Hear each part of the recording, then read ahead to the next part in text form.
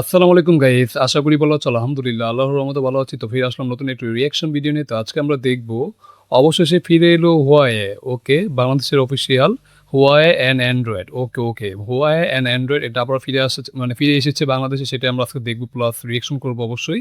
তো ভালো লাগলে অবশ্যই লাইক কমেন্ট শেয়ার, চ্যানেলে নতুন হলে অবশ্যই আমাদের চ্যানেলটিকে must subscribe and get the bell icon. তো চলো আজকে ভিডিও রিঅ্যাকশন শুরু করি। 1 2 3।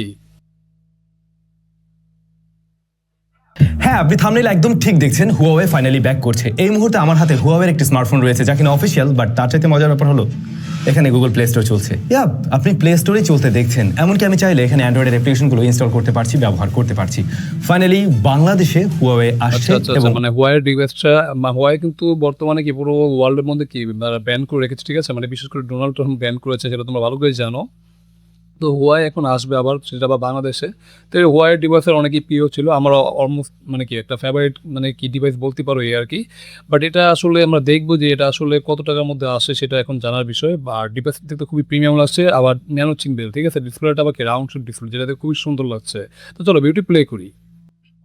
অফিসিয়ালে আসছে উইথ অ্যান্ড্রয়েড। আমরা অ্যান্ড্রয়েডের অ্যাপ্লিকেশনগুলো ব্যবহার করতে Okay. পারছি। ঘটনাটা কি? কোনো ধরনের বড় কোনো অ্যানাউন্সমেন্ট শুনলাম না, গুগলের তরফ থেকে কিছু শোনা গেল না, বাট হুয়াওয়ের স্মার্টফোনে আমরা অ্যান্ড্রয়েডের অ্যাপ্লিকেশনগুলো ব্যবহার করতে পারছি ঠিকই। আমার কাছে এই মুহূর্তে হুয়াওয়ের দুইটা প্রোডাক্ট রয়েছে। একটা হচ্ছে smartphone Huawei Nova 15 Max, Huawei Nova 50 Max। ওকে, মানে এটা নামে ম্যাক্স বাট কাজে ম্যাক্স কিনা সেটা আমরা দেখবো, প্লাস ঠিক আছে দেখবো মানে কতটা ভ্যালু ফর মানি সেটা তো দেখবো অবশ্যই।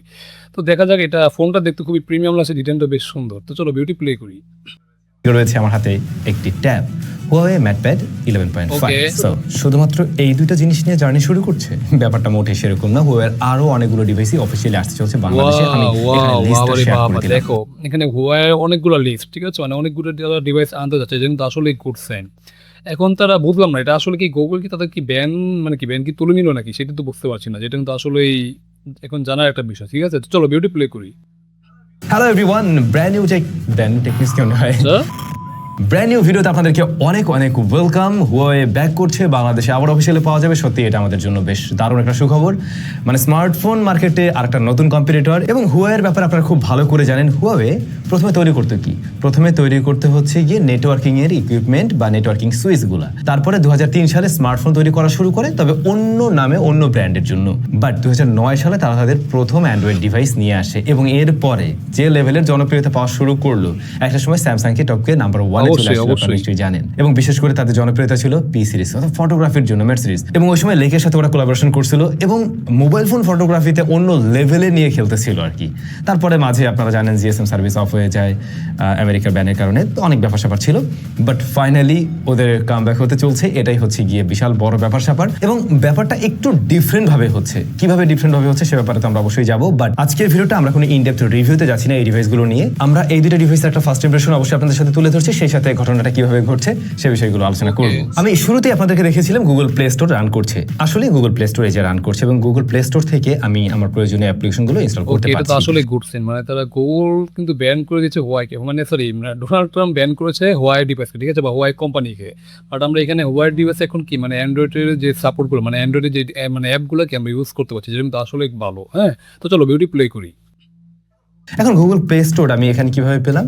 না, বাই ডিফল্ট ভাবে এখানে ইনস্টল করা ছিল না। প্রথমত Huawei এর যে অ্যাপ গ্যালারি রয়েছে ওই অ্যাপ গ্যালারি থেকে আমরা ইনস্টল করে নিয়েছি জিবক্স। গুগলের যে জিবক্স ওইটা ইনস্টল করে নিলে পরে আপনি সেখান থেকে গুগল প্লে স্টোর ইনস্টল করতে পারবেন। মানে যেটা বুঝলাম না, এখানে বাইপাস করে কি তোমার মানে অ্যান্ড্রয়েড ইউজ করবে, বাইপাস করে কি অ্যান্ড্রয়েড যে অ্যাপগুলো আছে না ওগুলো ইউজ করা যাবে, এটাই মানে একটু ডুপ্লিকেট ভার্সন, ঠিক আছে?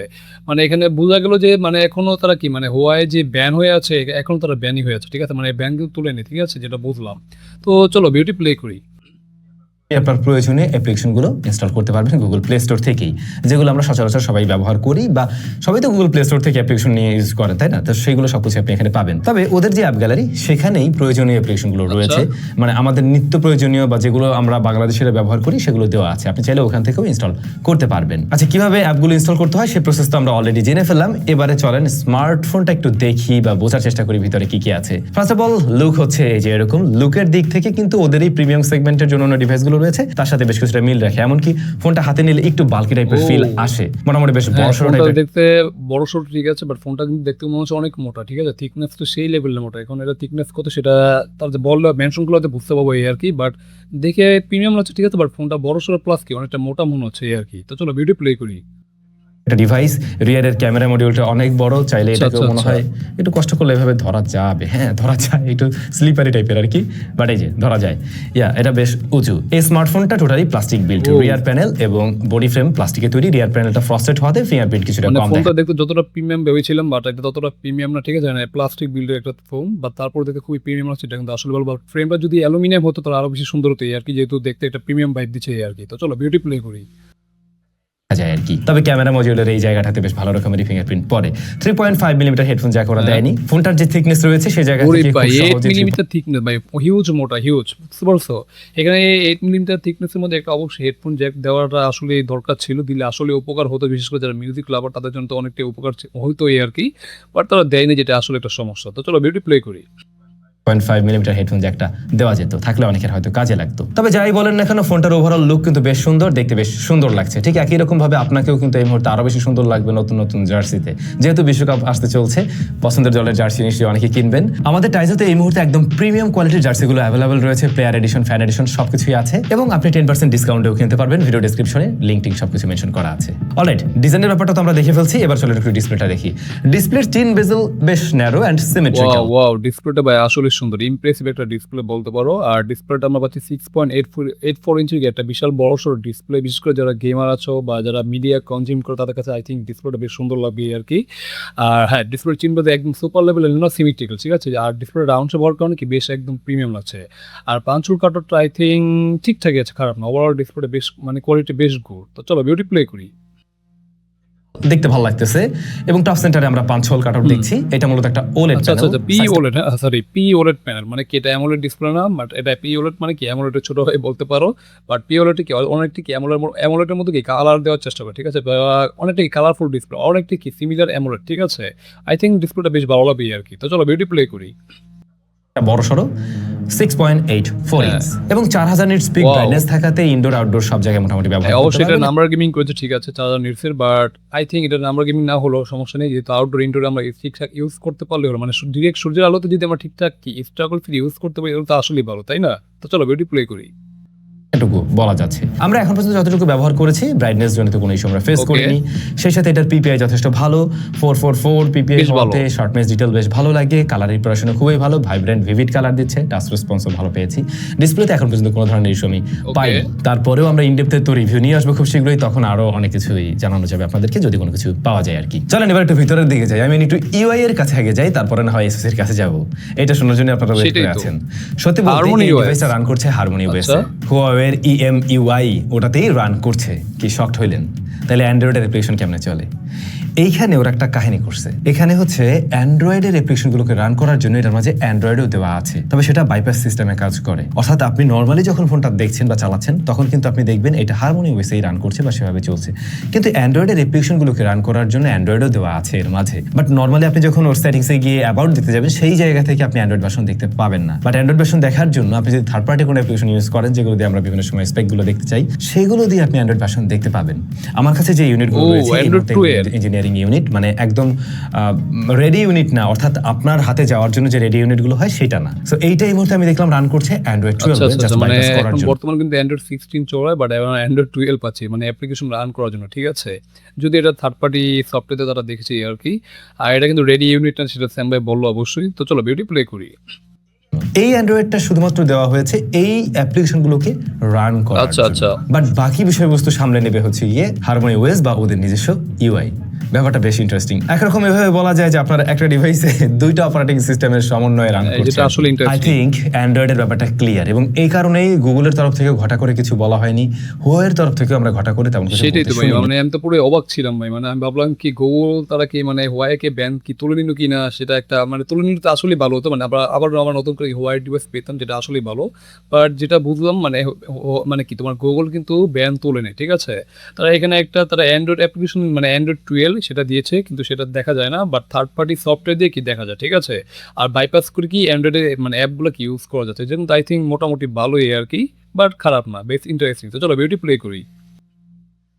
বাট আপনি স্টিল অ্যান্ড্রয়েড অ্যাপ্লিকেশনগুলো এখানে ব্যবহার করতে পারছেন, একটা অ্যান্ড্রয়েড ডিভাইস যেভাবে ব্যবহার করেন অলমোস্ট সেরকমই ব্যবহার করছেন। তবে এই ফোনটা যেহেতু আমাদের কাছে খুব বেশি দিন নেই, আমরা আরো কিছুদিন ব্যবহার করে যখন ফুল রিভিউটা দিচ্ছি, তখন আমরা আসলে এই টোটাল ব্যাপারটা আপনাদেরকে শেয়ার করতে পারবো যে আসলে এভাবে ব্যবহার করতে গিয়ে আমাদেরকে কোনো ধরনের সমস্যা ফেস করতে হয় কিনা। এখন পর্যন্ত আমি একটা ইস্যু ফেস করছি, এই স্মার্টফোনটাতে যখন আমি গুগল প্লে স্টোর ইনস্টল করলাম, ইনস্টল করার পর গুগল প্লে স্টোরে গেলাম, সুন্দরভাবে লগ ইন হলো, সবকিছু রান করছে, বাট প্লে স্টোর থেকে আমি যখন অ্যাপ ইনস্টল দিলাম তখন দেখছিলাম জাস্ট ঘুরছে, সময় নিচ্ছে, ও ইনস্টল হচ্ছিল না। এরপরে ওই সময় বের হয়ে যাই, আমি মোটামুটি 3-4 ঘন্টা পরে আবারও ঢুকলাম, ঢুকে যখন ইনস্টল দিলাম তখন আবার সবকিছু ইনস্টল হচ্ছে ঠিকঠাক ভাবেই। যাই হোক, এর বাইরে অন্য কিছু পেলে আপনাদের সাথে ডেফিনেটলি আমি শেয়ার করব।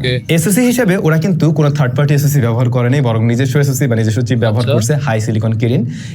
হাই সিলিকন ক্রিন, হ্যাঁ হাই সিলিকন ক্রিন, এটা 8000 হ্যাঁ, এটা আসলে কতটা পাওয়ারফুল আছে সেটা আমি আসলে বলতে পারবো না এখন, কারণ এটা নিয়ে আমার কোনো আইডিয়া নেই। তোমরা জানলে অবশ্যই কমেন্ট করো। তো চলো বিউটি প্লে করি। ব্যবহার করছে, এইটার পারফরমেন্স বা কেমন হয় সে প্রসঙ্গে মনে হয় আমার পরে যাবে। এখন পর্যন্ত জাস্ট যতটুকু ব্যবহার করা হয়েছে মোটামুটি স্মুথ একটা রেজাল্ট দিচ্ছে, মিড রেঞ্জ বাজেটের স্মার্টফোনের মতো, হাই মিড রেঞ্জের মতো আমি বলবো না, মিড রেঞ্জের মতো একটা রেজাল্ট, মানে মোটামুটি বলা যায় এটা একটা মিড রেঞ্জের চিপসেট বলতে পারো আর কি, হাই মিড রেঞ্জ যেটা স্যাম ভাই বল ইউজ করে। তো আমরা যদি ইউজ করে হয়তো বুঝতে পারবো যেটা আসলে মিড রেঞ্জ থেকে হাই মিড রেঞ্জ সেটাই, বাট আই থিঙ্ক এটা মিড রেঞ্জই হবে যেটা স্যাম ভাই বলেছে আর কি। তো এটা যখন এটা তারা পরীক্ষা করে বলবে তখন আমরা কি বলতে পারবো আর কি। তো চলো বিউটি প্লে করি।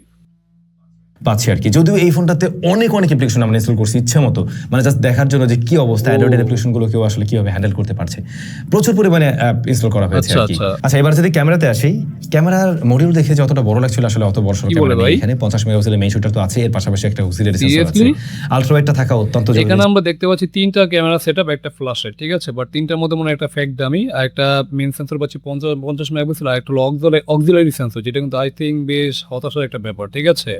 মানে ওয়াইয়ের মতন একটা ব্র্যান্ড, যদিও এটা অবশ্যই তারা কি তাদেরকে ব্যান করা হয়েছে গুগল থেকে, বাট তারপর একটা আলট্রা সেন্সর দিলে কি আসলেই ভালো হতো, বাট যেটা তারা করেনি, যেটা কিন্তু আসলে একটা ডিসঅ্যাপয়েন্টিং।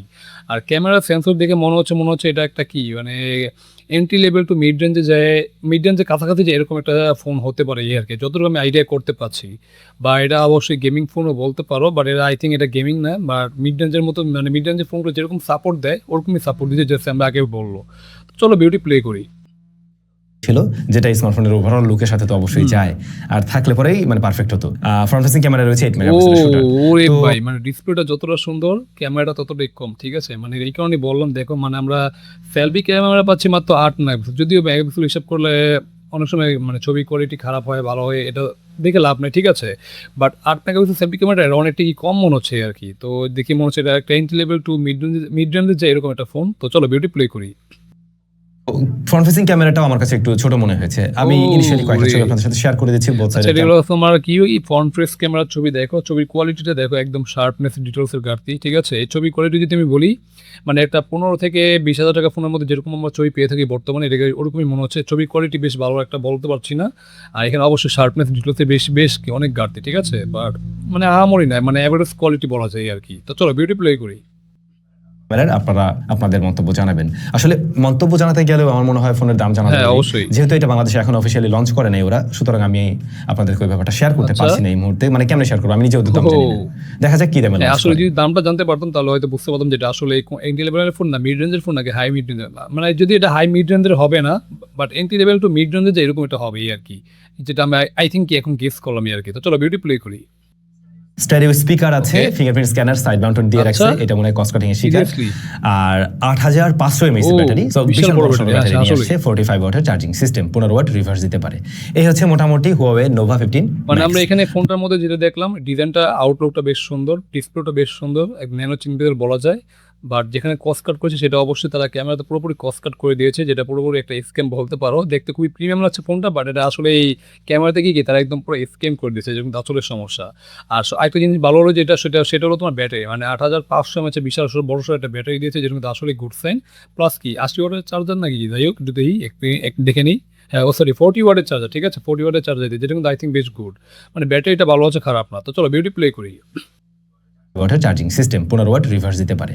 এই হচ্ছে মোটামুটি Huawei Nova 15 Okay. Max. Nova 15 ম্যাক্সের আমি যেটা দেখছি ব্যাটারিটা অনেক বড়সড়, ডিসপ্লেটা বড়সড়, মাল্টিমিডিয়া কনজাম্পশনের জন্য মনে হয় এটা ঠিকঠাক। ওইভাবে ওই জায়গা থেকে বেটার করবে। তারপরে দেখা যাক কি রেজাল্ট আসে। অন্যদিকে যে ট্যাবের কথা বলছিলাম, এই হচ্ছে গিয়ে ওদের ট্যাবটার সাইজ হচ্ছে 11.5 inch, I mean display size, এবং এখানে ওরা ডিসপ্লে হিসেবে ব্যবহার করছে একটা টিএফটি এলসিডি প্যানেল। মানে টিএফটি ডিসপ্লে, এটা তোমার কি পিওলোড না আবার অ্যামোলেড না, ঠিক আছে। টিএফটি মানে একটু পিওলোডের মতো কালারফুল হওয়ার চেষ্টা করে, বাট আই থিঙ্ক মোটামুটি আর কি, বাট খারাপ না। আর বেজেলগুলো বেশ মোটা, বাট সিমেট্রিক্যাল রাখার চেষ্টা করছে, যেটা দেখেই বোঝা যাচ্ছে। তো চলো বিউটি প্লে করি। হাই রিফ্রেশ রেট রয়েছে, আর এসওসি হিসেবে রয়েছে হাই সিলিকন কিরিন ও, 82B। আচ্ছা, এটা ওদের এটাও নিজস্ব, আমি দেখলাম ওই যে একই সিস্টেমে রান করতেছে, অর্থাৎ হারমোনি ওএসে তো রান করছে, কিন্তু অ্যান্ড্রয়েড অ্যাপ্লিকেশন গুলো ব্যবহার করার জন্য Android Android version দেওয়া আছে সেটাই 12 বুঝতে পারলাম। ক্যামেরায় ফ্রন্টে 13, রিয়ারে 8 মেগাপিক্সেল, আচ্ছা। আর স্টেরিও স্পিকার হিসেবে 4টা স্পিকার রয়েছে এই ট্যাবটাতে। ব্যাটারিটা 7700 mAh এন্ড 22.5 ওয়াটের চার্জিং সিস্টেম। এটা মজার জিনিস দেখেন, এটা কত বড় না, এটাতে লিথিয়াম টেকনোলজির ব্যাটারি যত সম্ভব। আর এটা একটা ফোন যেখানে 8500 mAh, একটা কাণ্ড। যাই হোক, এই ট্যাবটাতে আপনারা স্টাইলাসও ব্যবহার করতে পারবেন, স্টাইলাস সাপোর্টেড। Okay. সো কোনটা রিভিউ আগে চান অবশ্যই কমেন্ট করে আমি জানাবেন, অবশ্যই আমরা check একটা করে করে review, অবশ্যই ঠিক আছে? রিভিউ দেব। আর ফাইনালি হুয়াওয়ে আসলে বাংলাদেশে ব্যাক করছে। আমরা একদম রেগুলার অন্যান্য অ্যান্ড্রয়েড ডিভাইসগুলো যেভাবে দেখি একদম সেরকম ঠিক না, বাট আপনি আবার অ্যান্ড্রয়েড অ্যাপ্লিকেশনগুলো সবগুলোই ব্যবহারও করতে পারছেন। খুব বেশি প্যারা নেওয়ারও কিছু নেই। জাস্ট প্রথমে আপনাকে যে কাজটা করতে হচ্ছে, ওদের অ্যাপ স্টোর থেকে জিবক্স ডাউনলোড করে নিতে হবে, দেন সেখান থেকে গুগল প্লে স্টোর, দেন আপনি সমস্ত অ্যাপ্লিকেশনগুলোই ব্যবহার করতে পারছেন আর কি। এই হচ্ছে বিষয়। এই যে হুয়াওয়ে ফাইনালি ব্যাক করছে এবং অলরেডি বাংলাদেশেও চলে আসছে, এই ব্যাপারটাকে আপনারা কেমন দেখছেন? আগামী 8 তারিখ বিকেল সন্ধ্যায় ওরা অফিসিয়ালি Okay. কমেন্ট করে জানাবেন আপনাদের মন্তব্য, কেমন দামে আশা করেন ওদের ডিভাইসগুলো, সেগুলো কমেন্ট করতে পারেন। সব ভালো থাকবেন, দেখা হচ্ছে স্যামসাংয়ের নতুন কোনো ভিডিওতে। তো যাই হোক guys, এখানে ভিডিওটি শেষ হয়ে গেল। আমরা দেখে নিলাম হোয়াইয়ের একটা মানে দুইটি ডিভাইস, একটা হলো তোমার কি আইপ্যাড, আর একটা হলো তোমার ফোন, হোয়াই নোভা 15 ম্যাক্স হয়তো সম্ভবত, যাই হোক নামটা ভুলে গেছি আর কি। বাট ডিভাইসটা দেখে যেটা বুঝলাম, দেখতে খুবই প্রিমিয়াম ছিল, ডিজাইনটা বেশ, আউটলুকটা বেশ সুন্দর ছিল। বাট ডিভাইসটা দেখে মনে হচ্ছে এটা কি একটা এন্ট্রি লেভেল টু মিড রেঞ্জে যায় এরকম একটা ডিভাইস। বাট এটার প্রাইসটা তারা কি মানে বলেনি বা মেনশন করেনি, কারণ এখনো কি এটা লঞ্চ হয়নি বাংলাদেশে, ঠিক আছে। যখন প্রাইসটা লঞ্চ হবে বা ফোনটা লঞ্চ হবে, ঠিক আছে, তখন প্রাইসটা বোঝা যাবে যে এটা আসলে কতটা ভ্যালু ফর মানি ফোন, ঠিক আছে। বাট ওভারঅল যদি বলি, ফোনটা দেখতে খুবই প্রিমিয়াম ছিল, দেখতে খুবই সুন্দর, বিশেষ করে ডিসপ্লেটা ন্যানো চিনবিজল হওয়ার কারণে, সিমেট্রিক্যাল হওয়ার কারণে কি, আর রাউন্ড শেপ ডিসপ্লে হওয়ার কারণে পুরো একটা কি ডিসপ্লেটা বেশ প্রিমিয়াম লাগছে, যেটা কিন্তু আসলে ভালো। হ্যাঁ, বাট ওভারঅল ওদের নিজস্ব চিপসেট দিয়েছে, যেটা হারমোনি না সরি নিজস্ব chipset high silicon Kirin 8000A, ঠিক আছে, এরকম একটা চিপসেট দিয়েছে হয়তো। বাট এটা আসলে কতটা পাওয়ারফুল সেটা অন্তত স্কোর চেক করলে হয়তো বোঝা যাবে এই আর কি। বাট যেটা স্যাম ভাই বললো, এটা মোটামুটি একটা মানে মিড রেঞ্জের চিপসেট যেরকম পারফরমেন্স দিয়ে থাকে, এটা সেরকমই মানে পারফরমেন্স দিয়েছে আর কি। মানে বিশেষ করে মিডিয়া কনজিউমার যারা আছে তাদের জন্য আই থিঙ্ক বেশ ভালোই আর কি। আর মোটামুটি গেমিং করতে পারবে, যেটা বুঝলাম। হ্যাঁ, আর বাকি যদি বলি, তাহলে ফোনটা পুরো ক্যামেরাতে পুরো একটা স্ক্যাম করে দিচ্ছে। স্ক্যাম মানে কি, এখানে একটা আলট্রা সেন্সর পাচ্ছি, যেটা কিন্তু আসলে একটা হতাশার ব্যাপার। মানে আমরা পিছনে দেখতে পাচ্ছি 3টা ক্যামেরা, হ্যাঁ 3টা ক্যামেরা দেওয়া আছে, বাট 2টা ক্যামেরা আছে, একটা হলো মেন ক্যামেরা 50 মেগাপিক্সেল, আরেকটা কি অক্সিলারি সেন্সর, যেটা আসলে ডিসঅ্যাপয়েন্টিং। এটা আরেকটা হলো ফ্যাক ক্যামেরা বা ডামি ক্যামেরা, ঠিক আছে। এখানে যদি একটা আলট্রা দিত তাহলে আসলে ভালো হতো, যেটা তারা করেনি, ঠিক আছে। আর ফ্রন্ট ফেস ক্যামেরা যেটা মানে সেলফি ক্যামেরা যেটা, ওটা হলো 8 মেগাপিক্সেল, যেটা আসলেই কম। তো আই থিঙ্ক ছবি কোয়ালিটি তোমরা দেখি বুঝতে পারছি, ছবি কোয়ালিটি খুবই অ্যাভারেজ ছিল। আর ছবি কোয়ালিটি দেখে আমার কাছে মনে হলো যে এটা অবশ্যই 15 থেকে 20 হাজার টাকা ফোনের ছবি কোয়ালিটি যেরকম হয় না, এটা সেরকম একটা ফোন এরকমই মনে হচ্ছে আর কি। তো দেখা যাক এটা দামটা যখন ফোনটা যখন লঞ্চ হবে 8 তারিখে, তখনই বুঝতে পারবে যে এটা আসলে কতটা ভ্যালু ফর মানি ফোন। আর সবচেয়ে ভালো কথা, যখন হোয়াই বাংলাদেশে আসতে চলেছে, এটা আসলে একটা গুড সাইন, কারণ হোয়াইয়ের অনেকেই পছন্দ, আমার নিজেরও পছন্দ একটা ফোন বা পছন্দের একটা ডিভাইস বলতে পারি আর কি। তো এই ছিল আজকের ভিডিও বা ওভারভিউ বা রিয়াকশন। তো তোমাদের কাছে আজকের ভিডিওটি কেমন হলো তোমরা অবশ্যই কমেন্ট করে জানো। যদি ভালো লাগে অবশ্যই লাইক করুন, চ্যানেলে নতুন হলে অবশ্যই আমাদের চ্যানেলটিকে সাবস্ক্রাইব করবেন, গেট দেবেন এখন। আর যারা এফবিতে বা টিকটক থেকে দেখবে অবশ্যই আমাদের পেজটিকে ফলো করতে ভুলো না। তো দেখা হবে নতুন কোনো রিয়াকশন ভিডিওতে, সে পর্যন্ত তোমরা ভালো থাকো। আল্লাহ হাফেজ।